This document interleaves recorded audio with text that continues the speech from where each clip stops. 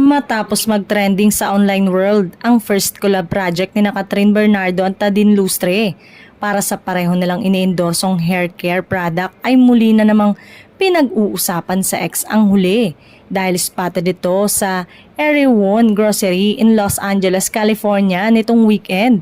At ang ka-join naman ay si Liza Soberano. Kung matatandaan, sina Catherine, Nadine at Liza ang tinuturing na magkaka-contemporaries sa showbiz at pinagsasabong din silang tatlo ng mga fans sa social media. At dahil nga sa trending photos ni Nadine Kinakat at Liza, nagkaroon tuloy ng idea ang netizen na sana raw pagsamahin sa iisang project ang tatlong aktres. Pero sana raw mauna na ang isang pangmalakasang serye o pelikula with Asia superstar at President Nadine.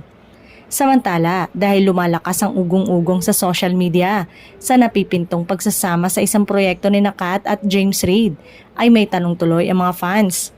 Chika nila, napag-uusapan kaya ni Nadine at Liza? Ang balita naman na muling nilalakad si Liza na makabalik at makagawa ng proyekto sa ABS-CBN kagaya ni Nadine. Inaasahan naman ng mga fans na maglalabas ng collaboration video sina Nadine at Liza tungkol sa pagkikita nila sa tate.